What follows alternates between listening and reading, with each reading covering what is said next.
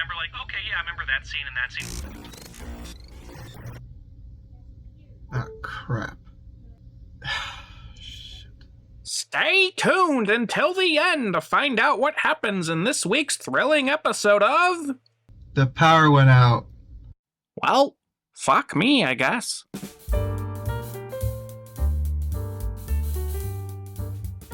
Welcome to Crosscut. I'm your co-host, Josh. And I'm your other co-host, Chris.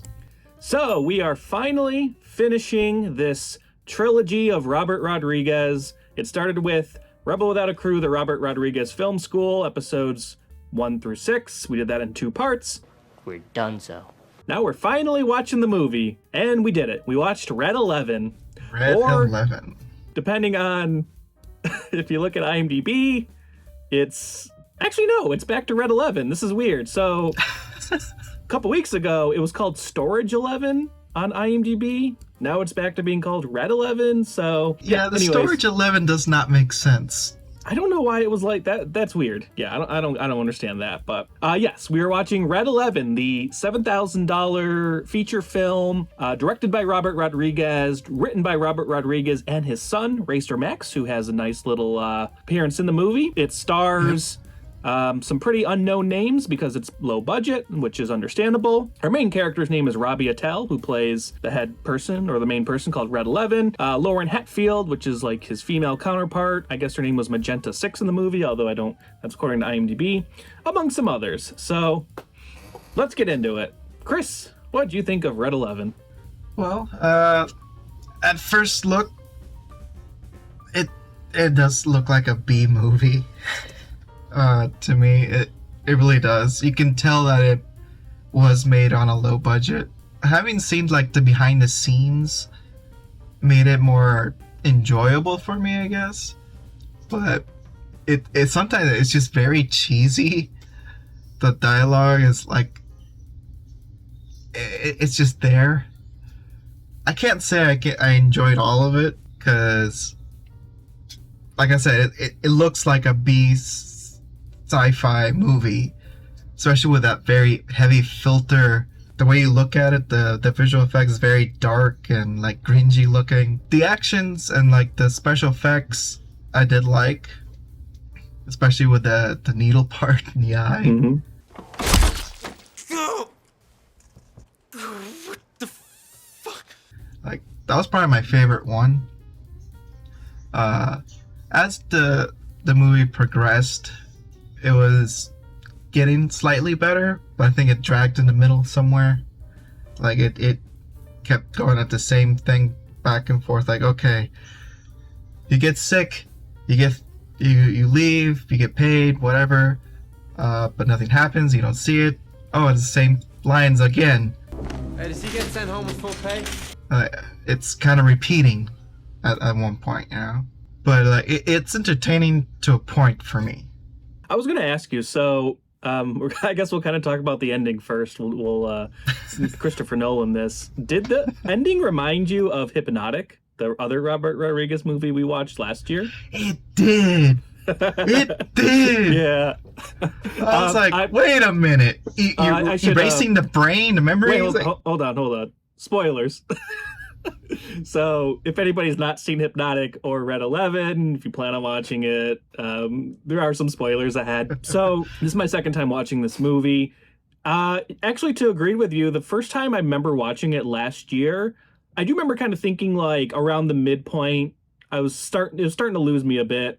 It started, I think what happens is the movie starts to become a little convoluted story-wise in the middle, and then it does kind of get even more confusing towards the end. Now, watching it a second time, I get it a little bit more, but going back to that ending about Hypnotic, so again, if you've not seen Hypnotic, the movie that came out last year, directed by Robert Rodriguez, stars Ben Affleck. Mm-hmm. There's basically this big reveal at the end that this main character had been through all this before. This isn't the first time. And it's pretty much the same ending with Red 11. We find out our main character is basically like a lifelong lab rat. And this is not the first time he has been through this whole process. Of course, this is the one that he finally breaks out of the thing, and he helps his fellow lab rats escape, basically. Which I actually like that. Like, I do like that, but like I remember watching it this time, and I think it's because last time maybe I had not seen Hypnotic yet, maybe it had not come out yet. But now being able to watch it again, no having seen Hypnotic, I'm like, this is like the same ending. It's the exact same ending. Like, it's to the point. Everything is step by step, pretty much. Okay, you erased your memory. You have to start over again. And he sacrifices himself, just like Hypnotic. I mean, I don't know. It seemed kind of cheap to me. I would have liked to have seen maybe those characters that escape, see like maybe like a few more minutes with them getting out of there and figuring out like maybe what they're going to go do with their lives. Because, we don't really know much about any of these people. Maybe the most we kind of know about is Score, because he wants to be a composer. So I don't know, it's just been kind of interesting to like have a scene at the end where they're like running into the woods and they're just like, what do we do now? I guess we go on with our lives, but what does that even mean? I don't know, just something a little bit more there, because the final scene we see our main character sitting there with his black shirt on because it was him all along. That's the big reveal. And the only thing you see of the other characters that they're outside in their car. I was like, well, you only see the girl, right? I don't think you saw. Yeah, that's right. Yeah, you only see the girl. So it's assumed that she came back for him, Right. Which I was like, okay, that's cool, and maybe it's all in his head, because this movie does play with that whole idea of, is this all in his head or is this actually happening? So it's kind of that idea at the end, is he actually seeing her or is this all in his head? Does he actually, it seems like he does remember things now, so not everything is completely reset. So will things be a little bit different? And I think that's the whole idea. It's doing it, the vicious cycle of doing it all over again, but this time is it going to be a little bit different because he remembers certain things. It just seems like, I don't know how to say it. I don't like the ending. That's all you gotta say. You don't like the ending. I liked it. Don't. I mean, for me, it works, but it like the last 20 minutes, it's kind of convoluted for sure. Yeah. It just gets a little too much, I think, with the whole collectors come in, but then they're working with the doctors. Then there's a whole pharmaceutical angle. I think it does get a little too much. My favorite part of the movie is actually probably the first maybe like 20, 25 minutes. I like that stuff where it's more simplistic. They just introduce him. He has this main objective to get his money, which the whole reason is because he's a filmmaker who lost all his money, and which I think it's a fun little meta joke. But I don't know, I thought that kind of worked. He meets his buddy, which is a nice nod to the real life person that Robert Rodriguez met when he was actually doing it, and they became like buddy, playing board games, talking about movies. And I like that stuff the most because it's just like the simple introduction. And then once you get past that is when it starts to get a little convoluted, and then it does get a little bit more and more. I like the scenes where he's, becoming friends with this kind of ragtag team of misfits, and they have to all try to escape together. I like the characters in this movie. I for a movie that's very low budget, the one thing it does well is I think they got some pretty good actors. I do like the characters and how they're set up. Spoiler always gets me. It's funny. She's got a dick. You son of a bitch!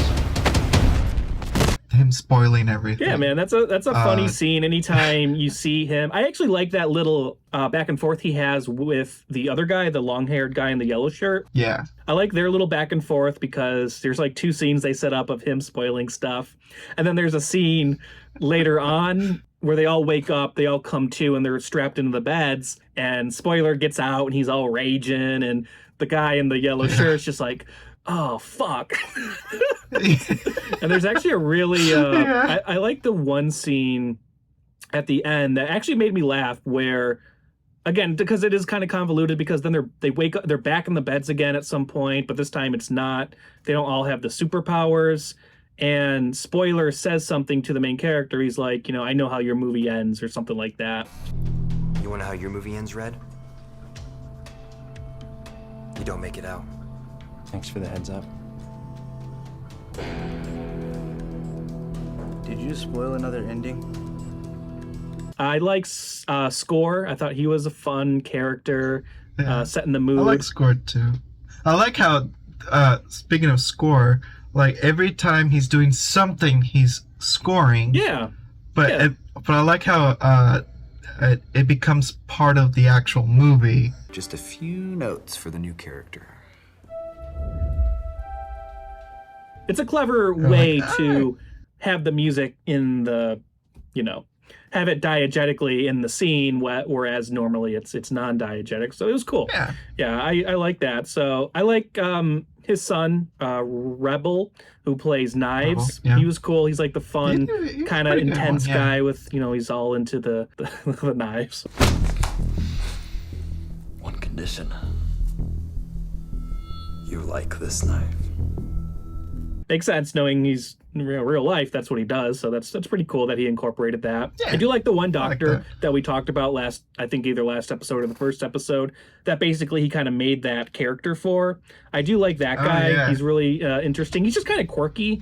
I think you kind of need that. You need that off balance to the main head doctor who's more serious. So I like that kind of quirkiness to him. He reminds me of this one guy I met at a film festival once. He has also like the goofy kind of curly like hair off to the side. So every time I see him, I think of that guy. But our main character, he's okay.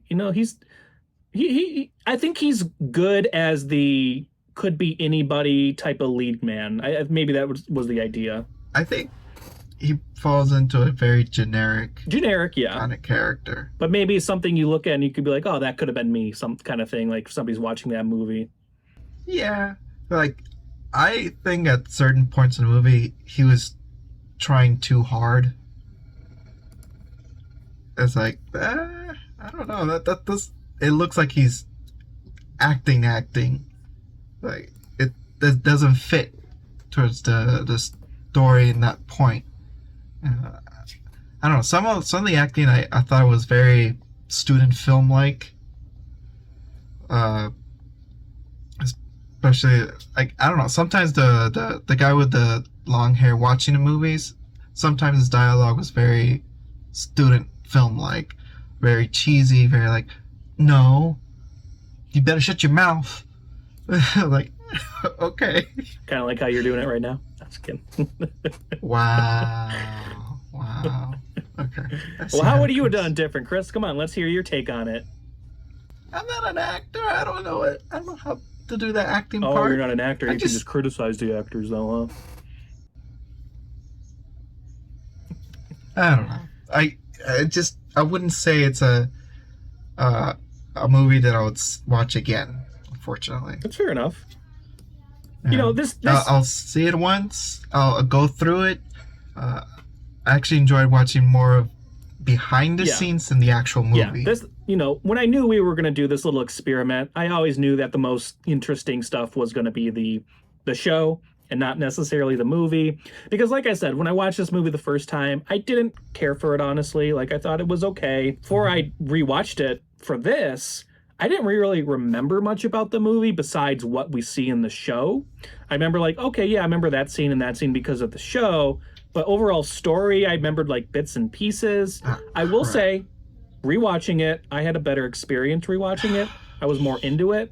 It does, again, get a little convoluted later on, but by being able to rewatch it, it does make a bit more sense to me.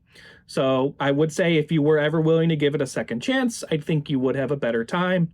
But ultimately, I would categorize this as maybe like a mid-tier Robert Rodriguez movie. And not because of the budget, and not because of the acting. I think because of the story overall, I would, put this right in the middle. And Chris is frozen.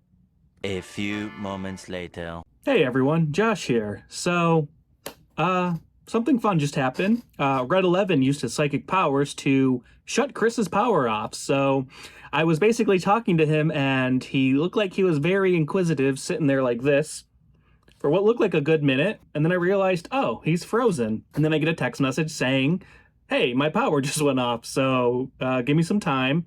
But unfortunately, right now, time is a factor because at this time of the day in this bedroom, the sun likes to get really, really excited and pierce right through this window, and I'm starting to get really hot.